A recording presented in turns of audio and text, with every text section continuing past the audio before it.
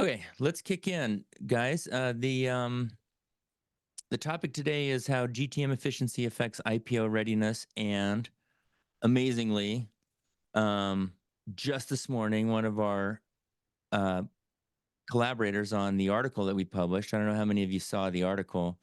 If not, we're going to walk through the details here. But one of our collaborators on the article published some really cool stuff, and I'm going to flash up here on. He published on LinkedIn around the correlation of company valuation with a metric that we defined called GTM efficiency. So let me just show that to you. And then we will come back to it. So we're going to come back to it and talk about what GTM efficiency is. It's essentially, in a nutshell, and I'll show you in more detail, the amount of money that I spend in dollars for every net new dollar of ARR expressed as a percentage. So what he's got is GTM spend less than 175%. So I spend less than $1.75 for every dollar of net new ARR. All the public companies that fall into that category have an average revenue enterprise valuation multiple to 12 months revenue of 10x. Everyone who spends between 175% and 250%, in other words, $1.75 to $2.50 for every $1 of net new ARR, gets a 6.4x multiple. Their company is worth 6.4 times their annual revenue. And those who are spending more than $2.50 for each net new dollar of ARR, 3.5 times multiple. So we're going to come back to that in a second. But the insight here is, are you ready to go IPO? Are you a public company already? Are you struggling for valuations in the private market? It matters. GTM efficiency matters. So let's get into the details of the paper and the conversation. What I'm hoping today is that we'll have a real conversation. I've put some slides in here that where we ask for input. Maybe I'll call on some people and try to break the ice and get us all talking. But the idea here is to discuss this because lots of things are changing. I mean, certainly if you rewind the clock to 2021, everything's changed, right? Like in 2021, we couldn't go after growth fast enough. Hey, Shamsao, haven't seen you in a while. I love seeing old friends. Amazing. In 2021, we couldn't go after growth fast enough, and everyone would pay us to go get growth. It didn't matter. Pay $1.50, pay $2.50, pay $3.50. We don't care for every dollar of growth, as long as we're triple, doubling, as long as we've got growth rates that hit our rule of 40 generally. It wasn't about the specific efficiency of our go-to-market engine. It was just about growing and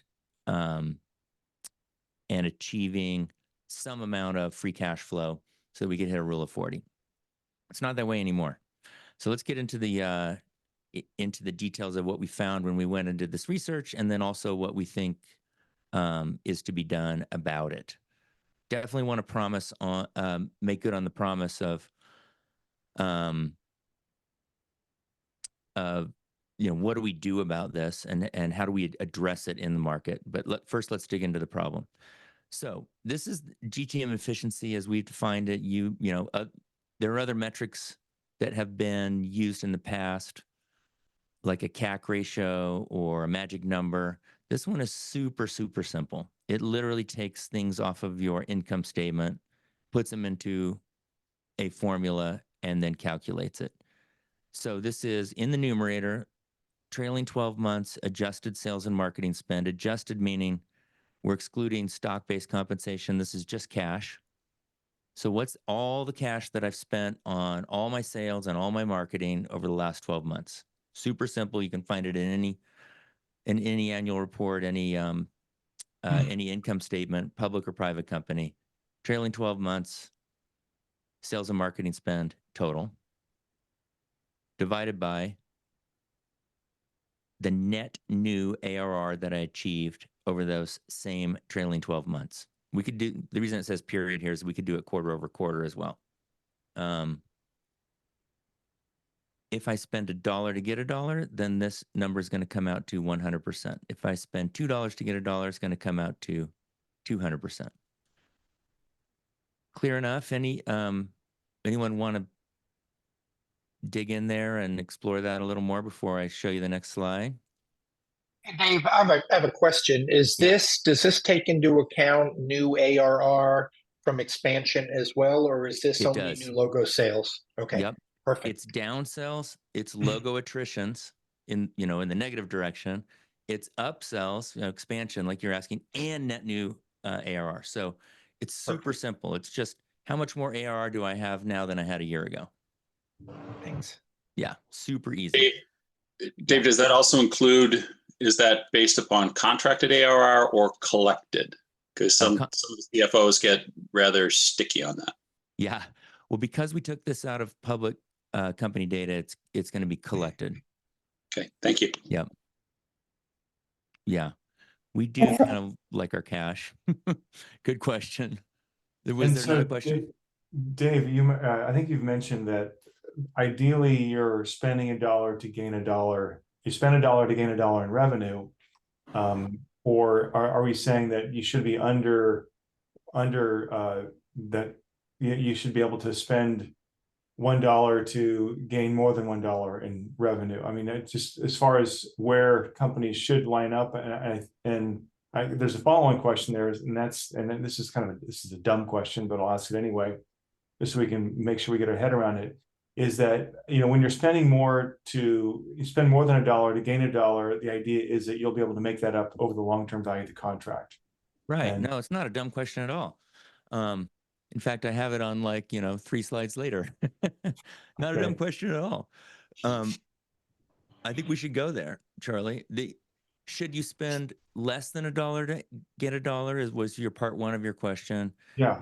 Or is $1 for $1 right? Or would I even be able to spend $2 for $1 in certain cases? I think those are valid questions.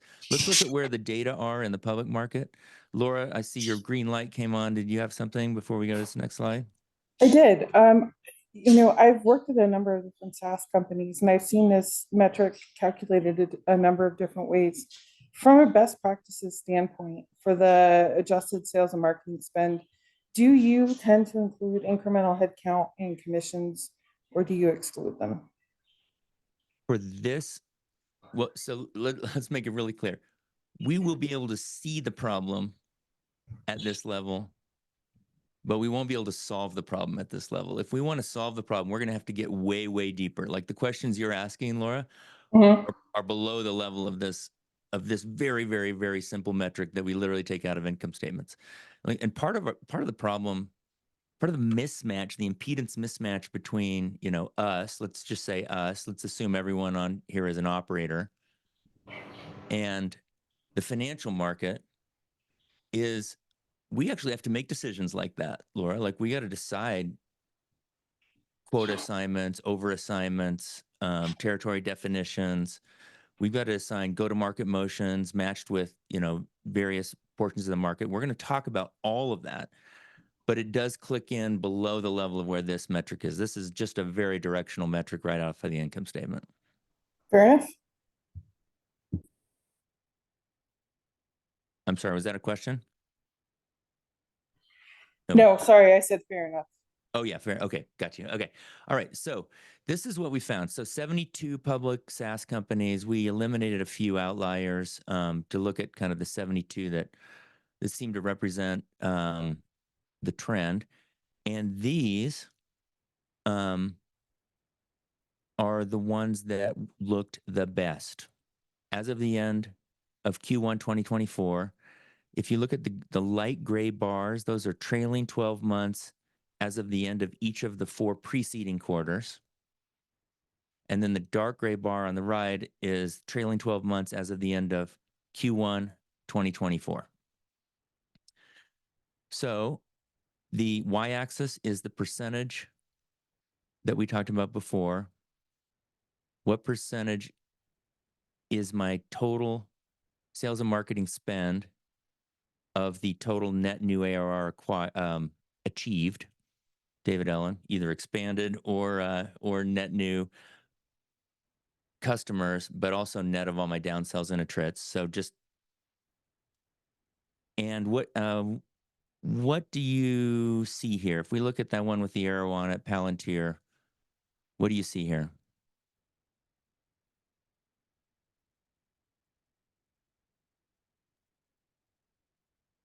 Any brave souls? Some of you are brave enough to be on camera, which means I could theoretically call. Trending down. Trending down. What is that, Tom? Is that good or bad? Good, in my opinion. Good. Yeah. So I used to spend all,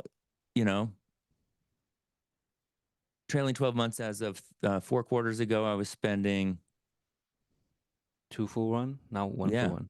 2 for 1, and now I'm trending towards 1 for 1. Okay, that's good. And a bunch of these are, I've been hanging out under the 100% mark. I put a sustainable, unsustainable there, but to your point, Charlie, that may not be true for every market, every company. We might move it up in certain instances, but it's an easy way to think about it, Tom, right? 1 for 1, 2 for 1, 1 for 1. Super. That was very good. Anything else you see here that you want to call out? What about CrowdStrike?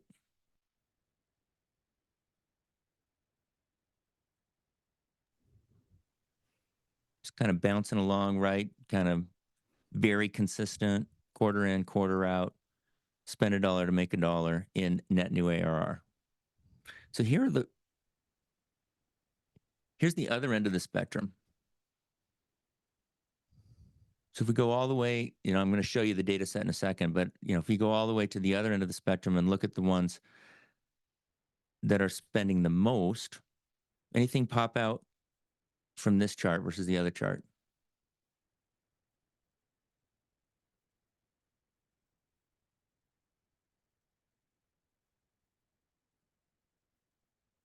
They're getting more inefficient. Their model is not sustainable. Back to spot sheets and some of the others, it's getting worse. Okay.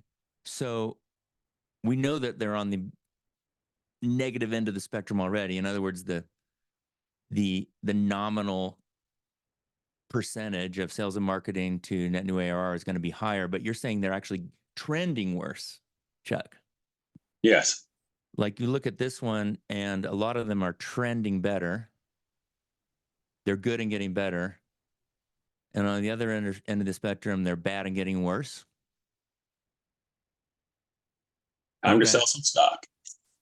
Time to sell. Yeah. So it looks like they're doubling down on the growth at all costs. I mean, it looks like they're just saying, hey, maybe we haven't liked our results, and so we're going to spend even more. It's interesting the way this last Q, I don't know if that's Q1, but it's really shot up. Yeah, for some of them, like Q1 is dramatically higher, and the Q1 the year prior, which we can still see, which is the one all the way on the left, quite different. Okay, so Charlie's got a hypothesis that, hey, maybe we're chasing things that aren't working, and we're just and the worse it gets, the harder we run, and the more money we spend at it. Any responses to that? To Charlie's point, Dave, does it also correlate to maybe expanding new markets where it's naturally you're going to spend more money or train a new sales force, entire sales force? So it's natural that you're burning cash and eventually you'll trend. Not in this case. This looks very troublesome, but anyway. No, but it could be, right? Like the details matter, right? If we really wanted to figure out what was going on, we'd get, there might be something going on like that. Like I'm entering a new market. Q1 is also the time of a lot of launches. Like I'm launching my year, I'm launching my quota year, I'm launching maybe my product year. So maybe I tend to spend more in Q1, but to your point, Tom, like it doesn't really explain the difference between this Q1 and last Q1, unless there's something really big that's moving. At the scale of a public company, to have something move that dramatically, like one piece of my strategy move my entire performance that dramatically, is at least worth paying attention to. There's also the denominator side, which is a slowdown in revenue. Yeah. As opposed to just increasing the costs on the top. Great point. Right. Yeah. So that net new dollar is elusive. Either I'm fighting gravity of attrition, downsells or attrition, and I'm just running harder to fill that in. Or I'm fighting for net new logos and they're not coming as easy. So that's a great point, Ed. Like when the growth isn't there, what do I do about it? I could spend $0 extra and still have this number be going up if my net new ARR acquisition is going down. Dave, do we have either Workday or Salesforce on here? I believe so. You're such a straight man. Let's look at this.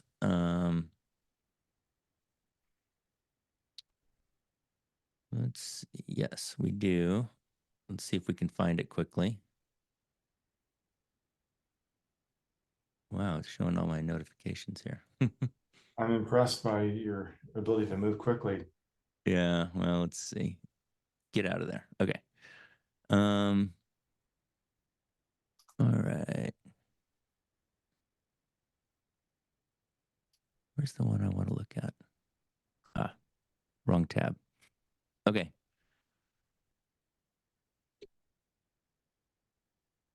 Let's look for Salesforce and Workday. If you spot it, tell me. Workday was you were to your left.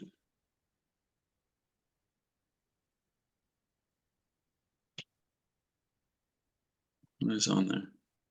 Oh, Yep, right in the middle. right in the middle. Right next to Zscaler to the right of JFrog. Keep going The one right- more. Zscaler, Oh, Workday, there we you go. were right on. Okay. Yeah, so $1.75 about. And pretty constant. And maybe even doing a little better.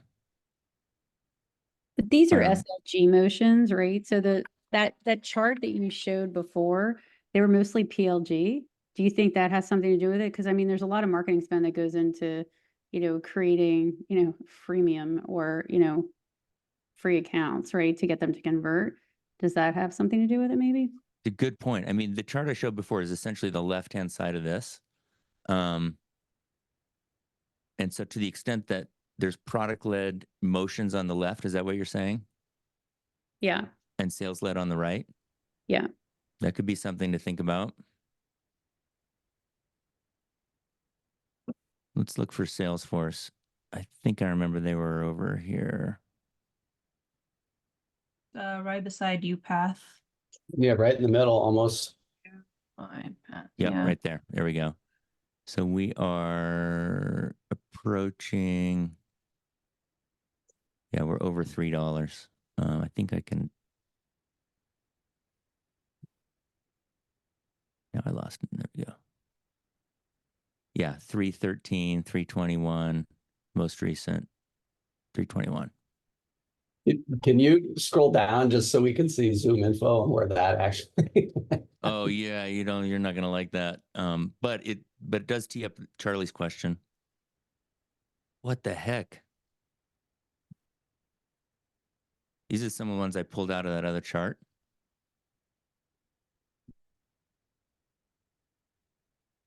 Zoom info is on the far right. Wow. Mm-hmm. So let's ask some of those questions that Charlie brought up.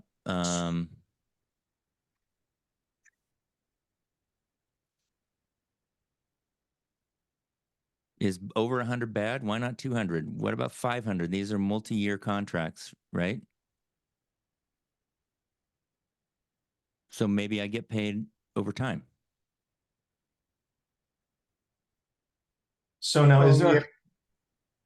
I was gonna say, is there a correlation between the go-to-market efficiency and LTV to CAC? I think there is, but I don't know if there's Yeah. a one-to-one. Yeah, there is a correlation. This one brings in downsells and attrits, so it's fighting gravity a little bit more than LTV to CAC. LTV to CAC assumes those in the LTV calculation. Like, hey, this is gonna, I've got a 91%, net retention rate. Therefore, this revenue is going to be around for 10 years. I assume it, and I put it into my LTV to CAC. Here, it's literally just looking at what's actually happened over the last 12 years. Ed, you were going to weigh in. I don't think so. Oh, okay. Maybe you bumped your It was- microphone. I saw the green come on. Dave, it was me, and I was going to say the same thing. I think you have to factor in your retention rate here because you're willing to spend a little bit more if you know your retention is going to be 3 times as long as another company's retention. Right. Yeah. And, in my opinion, and who was the one talking about PLG versus SLG? I wasn't watching my thumbnails. I think it was Emma. Emma. Okay. Emma from Oxford.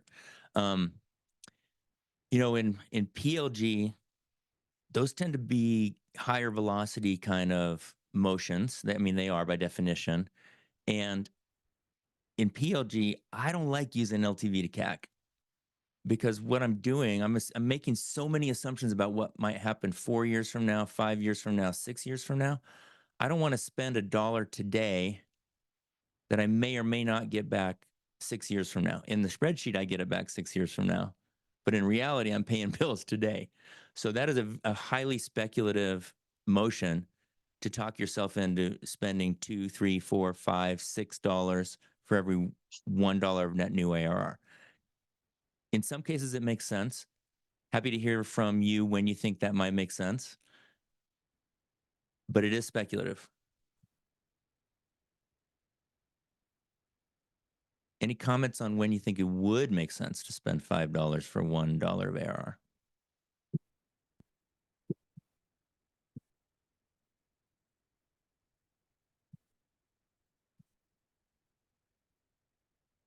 I was on a podcast a few weeks ago where it was teed up to be like me versus him.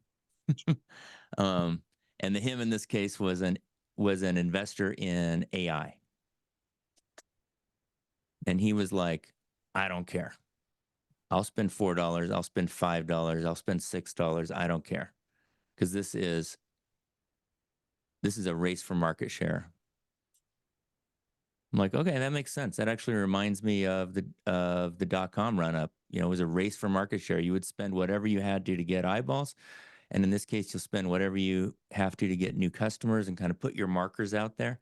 But it is highly speculative. In the current market that the rest of us live in, we don't have investors like that.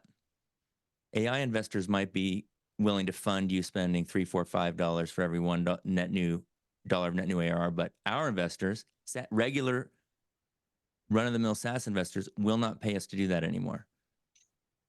And public investors won't pay us to do that anymore unless we are in a highly ascendant sector of the industry like AI. So what's going to go on? What's going on with these least efficient companies? You guys pointed out ZoomInfo. What's going on there, and how are those companies going to survive? You also pointed out that it's bad and getting worse. ZoomInfo is investing. According to their investor call, they're investing in enterprise, and they're seeing a lot of benefit in moving up market to enterprise. And I think anyone who's tried Apollo knows that Apollo is eating eating them for lunch in the SMB space. Mm-hmm. But so maybe they're investing in an enterprise and areas where they're not going to see Apollo. Yeah. I've lived that. It doesn't end well. It is very difficult. Eventually Apollo figured out the SMB market, and then they figure out the mid market, and eventually they figure out the enterprise market, and there's nowhere left to go. It's classic Clayton Christensen disruptive innovation theory. You can go up market for only so long, and eventually you get to the top of the market. There's no place to retreat. And if you've got a really aggressive attacker coming up after you, and they're good at figuring it out as they go, and they've got a more efficient way of going to market, that strategy will last only so long. Maybe there's some innovation that they could put in place that would create a moat. I'm not an expert on ZoomInfo, But I am an expert on this next slide. We can talk about this a little bit, and then I want to get into what Laura brought up earlier, like what, what about the real decisions that we make, under the covers of this high level metric? So, there are two fits. Anytime we build a product and take it to market, we got to figure out product market fit initially, which is to say I'm building something that customers actually want. Steve Jobs says you got to start with the customer experience and work backwards towards the technology, not the other way around. We'll know we have product fit when we have retention. We can measure retention in dollar retention. If we don't have enough time to wait for first birthdays to figure out if we're getting dollar retention, we've got leading indicator signals in usage retention. But if we've created something that people like, then that is something that they will use, and that is something that they will renew into. And as Jocko says, recurring revenue is a function of recurring impact. So if we're actually delivering impact to customers and they're using it and they're achieving that impact, we will have renewal, and that is, by definition, product market fit. There's another fit, and I suspect, Charlie, that some of the companies on the right-hand side of that chart have questions of product market fit at this point. Like, do we actually have something that is creating recurring impact such that people will renew into it? Maybe we've even lost message market fit. Like, we're not exactly sure how to get it into the market in a way that people will even pick it up, much less use it.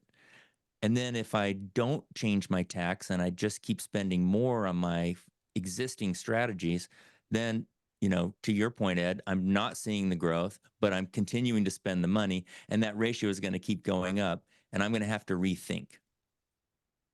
Am I rethinking product market fit? I don't know. I'm not making any declarations here about who needs to work on product market fit and who doesn't, but that is one way that you could end up on the far right-hand side of the chart, is losing product market fit. The other one is go-to-market fit. So very less well-known entrepreneur, Jeeves Hobbs, says you have to start with the customer experience and work backward toward the GTM, and not the other way around. So Laura brought up, hey, there's different GTM motions, right? There's a low touch or no touch PLG motion on one side of the spectrum. There's a high touch, dedicated touch, enterprise motion on the other side of the spectrum.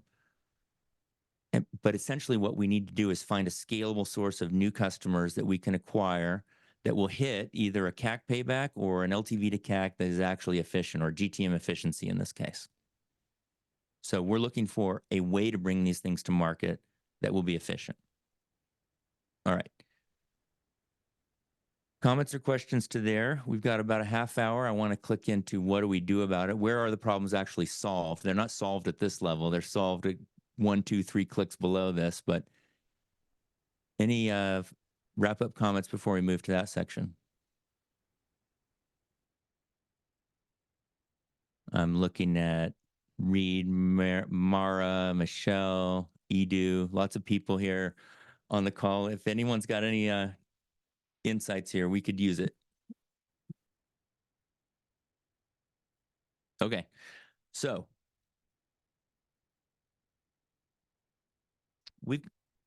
we've got an opportunity to think about GTM efficiency. Going back to that David Spitz analysis, actually, let me just flash that right back up again. If we get this right, the value that investors will put on our company varies tremendously.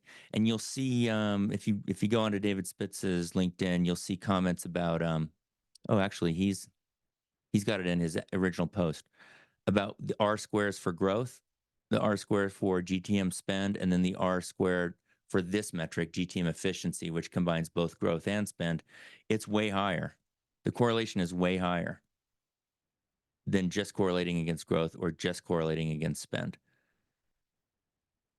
And a 10x multiple is much higher than a 3.6x multiple.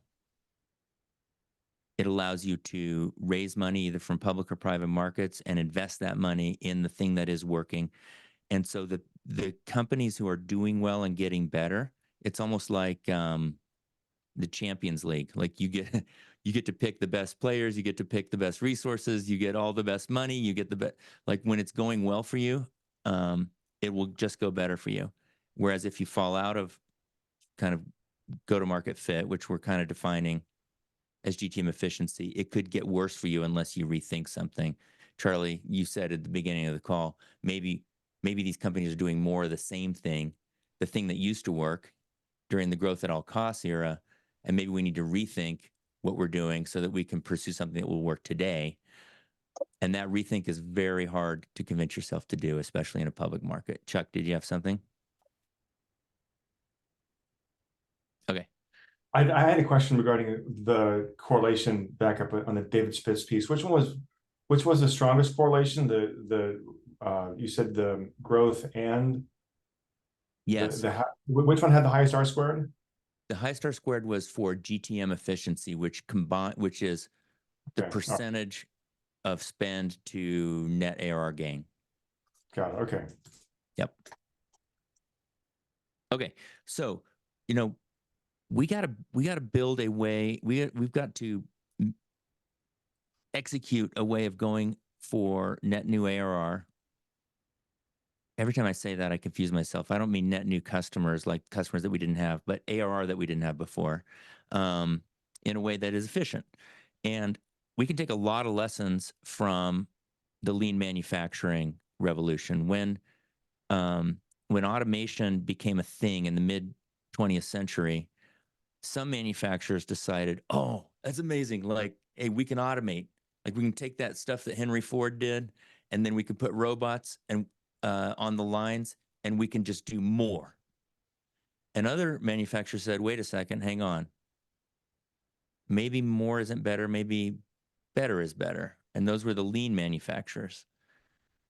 If you try to kind of encapsulate that whole trend into craft manufacturing, mass manufacturing, lean manufacturing, it looks a little bit like this. Craft manufacturing is the individual practitioner, in this case, the individual craftsperson. Production depends on their ability and skill. In mass manufacturing, it's about standardization so I can just run as fast as I can and just volume, volume, volume. I've got high predictability. I got lower costs. I've got higher dependability and quality. At least that's what they thought. And then lean manufacturing is about data and automation, closed loop data coming back into the system, testing things before we scale them. And it does have robots, but those robots are only doing things that we've proven to work at scale. So in kind of the golden age of SaaS, we did pursue, and there are whole books written on this, and you can go back and listen to a lot of painful podcasts on this. We did pursue mass manufacturing. We literally handed mass manufacturing tools to our frontline salespeople and said, here, remember how we used to email customers out of marketing? Now you can do it out of sales. Go for it. More calls will lead to more meetings, and more meetings will lead to more demos, and more demos will lead to more ops, and more ops will lead to more deals. So just do more, and let's get you the tools to do more. We tooled up marketing to do more. We tooled up sales to do more, and we went for it. The problem is, the more we did, the less it worked. I mean, are you picking up more phone calls today from unknown numbers? Are you opening more emails today? Like, we're not. We got overwhelmed. So this kind of more and this chasing of growth at all costs caused us to say, hey, we want even more inputs, but that's going to create lower funnel conversion rates. And lower funnel conversion rates are bad. So then we need even more inputs. And nobody is letting off the gas on our growth expectations. So we ended up in this negative spiral. We had to pay SDRs more. We had to pay more per lead for inputs. We had to pay more per opportunity for conversion. And we were getting less and less yield. So if I continued on that path, Ed and Charlie, flip sides of the same argument, I might end up moving to the right-hand side of the chart that we just looked at, because chasing things that are working worse by spending more messes up my ratio. Lean manufacturing did a little bit different than just more. They literally, these are the 5 principles of lean manufacturing. You can think about them applying in our markets as well. Value streams, flow, pull, and perfection. Value means I'm only going to design things into my product for which people will pay. So this is about product market fit. Value streams is I'm only going to design things into my processes that contribute to value for which people will pay. In other words, I'm going to optimize my processes for the customer and the value that she experiences, and not for me. Sometimes you see processes built in, to our RevOps processes that help us. They help our deal desk, they help our CRM administration, they help our territory management, but those are not things that necessarily help the customer. So in lean manufacturing, the only things that I want in my process are things that actually help and add value to the customer. Flow means I'm going to keep this thing moving. I'm not going to stop it all the time and examine it. I'm going to keep it. I'm going to learn way more from a dynamic system that is moving. Pull is I'm not going to stockpile inventory and then try to sell it. I'm going to just be just in time. The other word for this in lean manufacturing is just in time. Every time somebody wants something, that's when it's going to get produced and delivered to them. What does that look like for us? Oh, pre-selling of licenses. We've never seen that, right? Pre-sell a bunch of licenses so that the customer eventually will be able to use them. And the way we do that is we jam them all into some sort of a highly discounted kind of bundled package. No, how about just let them grab a license off the shelf every time they need it, or grab a expansion unit every time they need it. And then perfection, this is often called continuous improvement.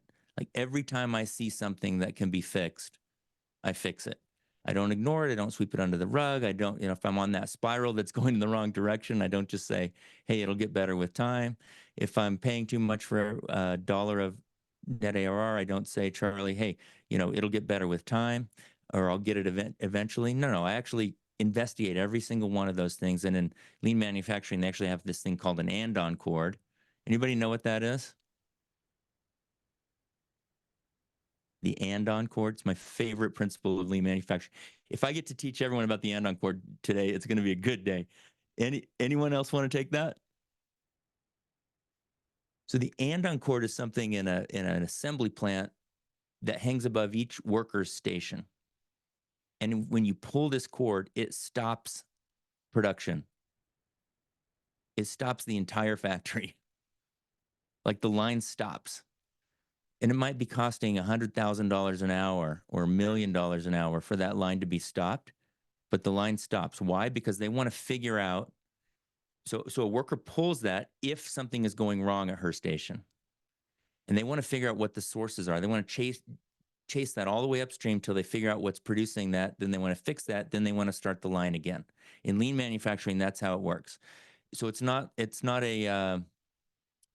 I Love Lucy situation where they're just trying to shove as many chocolates into their mouth as possible and tuck them into their pockets. It's not going well, but they're going to try to hide it. It's not that. It's no, stop. Something's wrong here. Let's go fix it upstream, and then let's turn it back on. This is how lean manufacturing processes get so finely tuned, is because they work on this thing called continuous perfection. So we could take these principles and apply them to revenue production, and that is indeed, I think it was Laura, if I'm remembering you right, that is indeed where these problems are going to be solved. Not in the income statement, not in our publicly reported finances, but at the operational level. So if we look at each aspect of revenue production as if it were a manufacturing operation, we can go after growth, cost, and impact, as we've talked about, the same way that physical manufacturers go after production efficiency and quality. And the first thing we have to understand is that all recurring revenue growth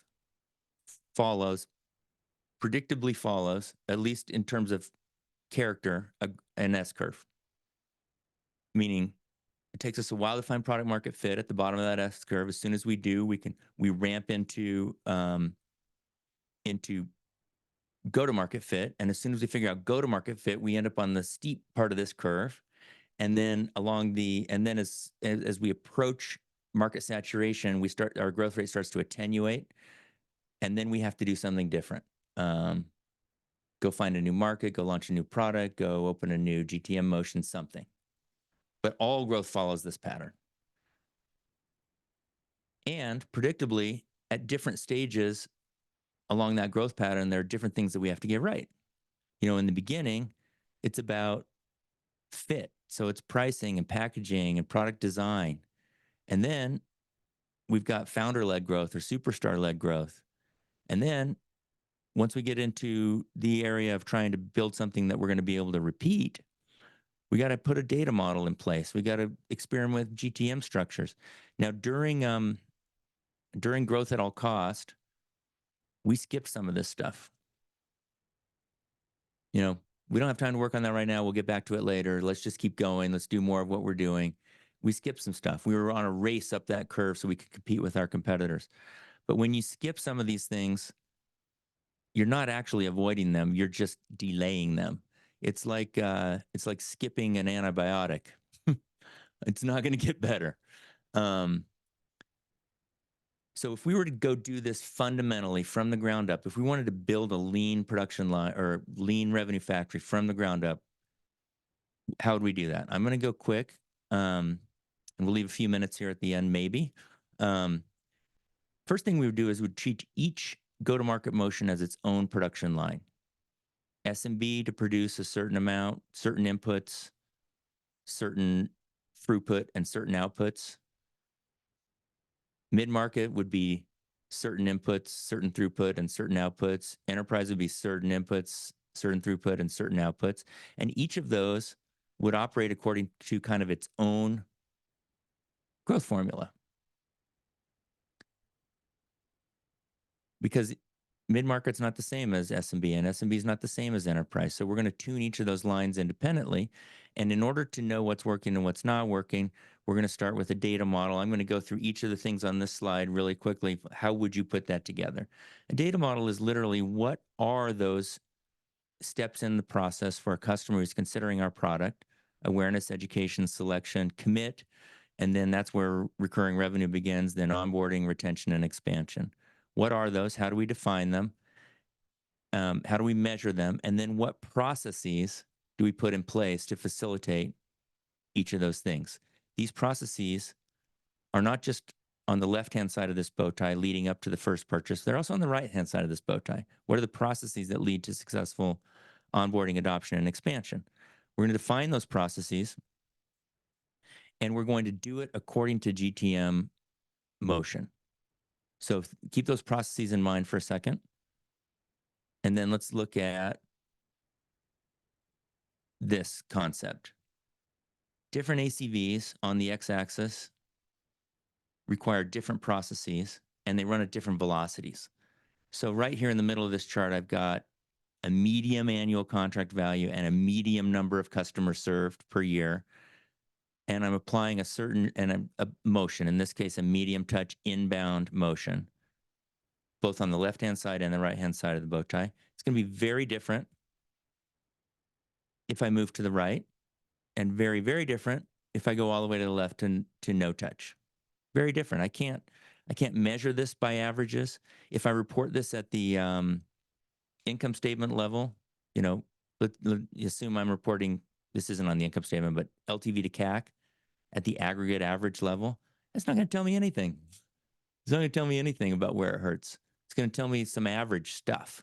And that's essentially what shows up on the income statement is average stuff. Even that GTM efficiency thing is average stuff. Underneath one of those, something could be going very right. Like the high touch could be going very right and the PLG is burning all my cash, or vice versa. But we don't know that until we separate it out. So each of these motions is its own production line and we're measuring them the same, but we are designing and executing and evaluating processes very differently. We call that the GTM model. We got a data model to measure the whole factory. We got a GTM model to specify the motions that work for each individual market. Then we've got a growth formula, which is to say, how do those inputs, throughput, and output work for each independent motion?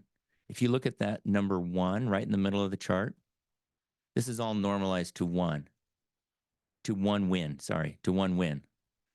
So how many visits would I need, turning into how many qualified, sales qualified leads, sales accepted leads would I need to generate one win? And then when I have that one win, how does it turn into, we were speculating about retention. So how many years will I have that customer?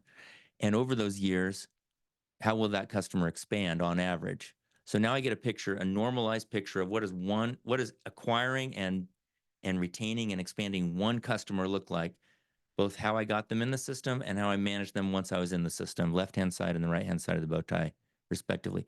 If we can figure that out, then we can figure out where it hurts, and we can figure out continuous improvement against specific things. We can stop the line, we can investigate something, we can go fix something, tune something, and try something, and we can figure out on a line-by-line basis. All of those growth formulas aggregate into an overall growth model, meaning each of those lines is producing it has its own inputs, its own throughput, its own outputs, all aggregating into an overall ARR. This is what we start to see in the GTM efficiency metric, the aggregate results. And the aggregate results are actually fairly predictable. Like once I have that big of a machine put together, I can literally run machine learning forecast models that are quite accurate. You don't have to have too many data points for a system this big to know what the system, based on what the system produced over the last 4 quarters, what it's going to produce over the next 4 quarters, especially, Charlie, if I'm not doing anything differently. Like the system actually averages itself out and behaves in a very predictable way. That is the growth model. So now we've got a GTM model, a data model, a growth formula, a growth model. We're operating like a lean revenue factory at this point. We are not just trying to do more. Spoiler. We're not trying to do more. We're not just trying to do more. We're trying to do better. We're trying to be lean. We're trying to be data-driven. We're trying to be optimized. So when you look at Toyota, who are the famous adopters of lean production, versus GM and Ford, who were laggards, you might, if you thought this was true, you might expect they have one way of producing autos and one way of getting them to market. No, it's not true. They got over 70 models. Toyota has over 70 models. They produce 3 million cars a year. They have the highest gross profit of any major auto manufacturer and the highest top line. Toyota figured this out. Oh, I forgot the Lexus there at the top. Toyota figured this out. Over 70 models. So it's not that we have to do everything the same. It's that we have to do it better. Now, if you want to be a craft manufacturer, great. Be Aston Martin. Produce 1,000 per year, highly customized, for $200,000 each. Or you could be somewhere in the middle, BMW, produce 30,000 a year for $50,000 per model. Or you can be Toyota, produce 300,000 of just that one model, by the way, for 30,000. Lean manufacturing. There are different strategies for different markets. And if you're going to piece those strategies together in a single company, you need to do it one production line at a time and not managed by averages. So we believe that 2024 is definitely on the other side of growth at all costs. That's what I personally believe. We don't have investors giving us money to go chase growth at all costs anymore. Like that's not available. We actually have to fund our own growth out of profits and gross margin that we get from the customers that we go earn. And not only earn once, but re-earn and re-earn and re-earn through renewal and expansion cycles. And so we've got to, it's not a time to just go back to the future. Charlie, if we're chasing on the left-hand side of the slide, if we're trying to build the same expensive machines. Hey, maybe we just do more outbounding. Maybe we just do more SDR. Maybe we just do more emails. That ain't going to work. That's a mass manufacturing approach. It's not going to work. Certainly investors don't want to pay us to do that. We need lean revenue factories, and we think that we can become independent of outside funding as long as we pursue those principles and use closed loop data for continuous improvement. That being said, growth still matters a lot. You saw those R squareds in David Spitz's data. Growth is in there. And growth, even independent of cost, growth correlates with valuation. In fact, it has a 2.5 times more correlative factor than just free cash flow. Now, the GTM, I'd like to see if David Spitz could build this chart. GTM efficiency, I think he can. GTM efficiency, I think he would claim is even more predictive than just growth. But growth matters. Growth matters. So it's not like we're just trying to take cost out of the system and then all of our problems are solved. No, we're trying to efficiently achieve growth. So even though free cash flow doesn't build enterprise value, we do have to build growth back in. We got to be considerate about how we build it back in. And as tempting as it is to say, hey, you know, I'll get to that later. I'll skip the TDM of building a revenue factory. Like those things sound hard. I don't want to stop the line. I don't want to work on that upstream problem right now. I got to live to fight another day. It's going to be extremely hard to build a Toyota type lean manufacturing revenue situation if we don't have the discipline to go after each of these pieces of the system. And you can't hero your way out of this. Like one big sale this quarter is one big sale this quarter. But it's not one big sale next quarter. And the next quarter, I need 2 big sales. And the next quarter, I need 3 big sales. That's not a scalable system. That's an Aston Martin. So that's what we've got for you today. GTM efficiency is the #1 issue, unless, as we said in the beginning, you've lost GTM fit, then that's your #1 issue. Or sorry, PMF, product market fit. Product market fit is your #1 issue if you've lost it. Like drop everything. But if you haven't lost product market fit, then GTM efficiency is your #1 thing. Each GTM is its own production line. Build from fundamentals, data model, GTM model, process. Use data for continuous improvement. Every time you see something, address it, fix it, tune it, continuous improvement. And then, only then, would you be able to start automating pieces of this. Process first, AI second. All right. Thank you so much for sticking with us. Any of this that you see and want to share on LinkedIn, we have shared this article out on LinkedIn. It's highly linkable and findable. It's called, I can't remember. How does GTM efficiency affect IPO readiness? Something like that. You can, if you want to partner with Winning by Design, we do have certified partner program. This is for if you serve customers who are SaaS companies, like you're a platform company or a services company that serves SaaS companies.